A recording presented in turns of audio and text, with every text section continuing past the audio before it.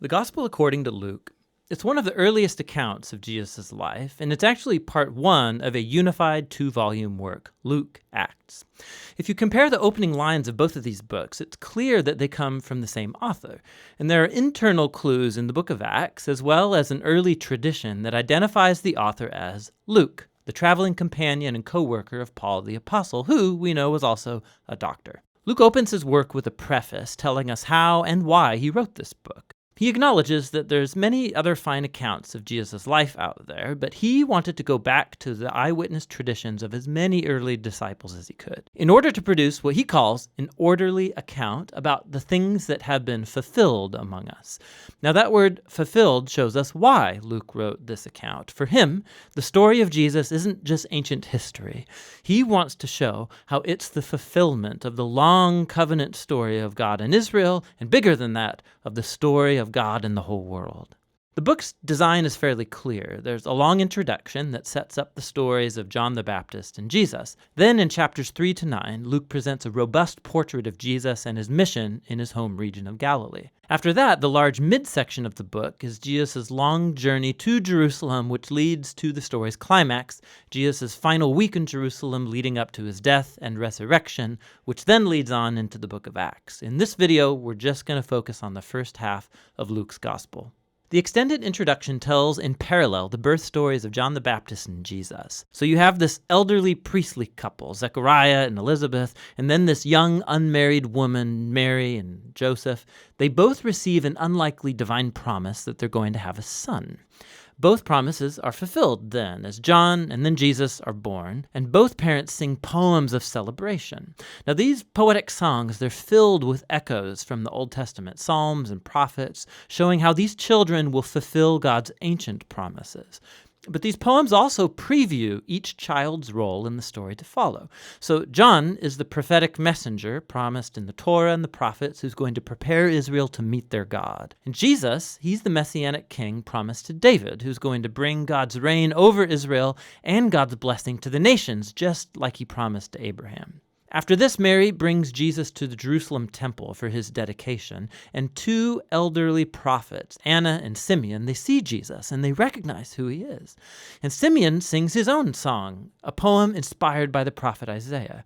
He says, "This child is God's salvation for Israel, and he will become a light to the nations." So with all this anticipation, the story moves forward into the next main section, where Luke presents Jesus and his mission. He sets the stage with John's renewal movement at the Jordan River, where he's calling a new, repentant, recommitted Israel into existence through baptism. He's preparing for the arrival of God's kingdom. And then Jesus appears as the leader of this new Israel, and he's marked out by the Spirit and the voice of God from heaven. He is the beloved Son of God. After this, Luke follows with the genealogy, and it traces Jesus' origins back to David, then back to Abraham, and then all the way back to Adam from the book of Genesis. Luke's claiming here that Jesus is the messianic king of Israel who will bring God's blessing, but not only to Israel, the family of Abraham. He is here for all the sons of Adam, for all humanity. After this, Luke has strategically placed the story of Jesus going to his hometown Nazareth, where he launches his public mission. At a synagogue gathering, Jesus stands up and he reads from the scroll of Isaiah, saying, "The Spirit of the Lord is upon me, to preach good news to the poor and freedom for the prisoners, new sight for the blind and freedom for the oppressed." Now, along with the other Gospels, Jesus is presented here. He's the Messianic King bringing the good news of God's kingdom. But what Luke uniquely highlights are the social implications of Jesus' mission. So he brings freedom. The Greek word is aphesis. It literally means release, and it refers to the ancient Jewish practice of the year of Jubilee described in Leviticus 25. It's when all Israelite slaves were released, when people's debts were canceled, when land that was sold is returned back to families. It's all a symbolic reenactment of God's liberating justice and mercy. And then Jesus says that this good news of release is specifically for the poor. Now, in the Old Testament, the poor, or in Hebrew, ani, it's a much broader category than just people who don't have very much money. It refers also to people of low social status in their culture, like people with disabilities or women and children and the elderly.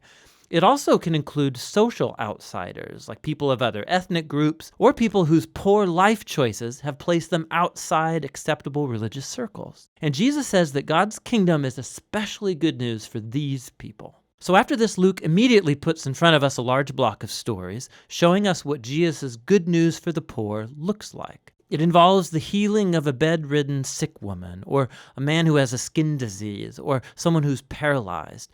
There are stories here also about Jesus welcoming into his community a tax collector like Levi, who's not financially poor, but he is a social outsider. There's a story about Jesus forgiving a prostitute. Luke's showing us how Jesus' kingdom brought restoration and reversal of people's whole life circumstances. He's expanding the circle of people who get invited in to discover the healing power of God's kingdom. And as Jesus' mission attracts a large following, he does something even more provocative.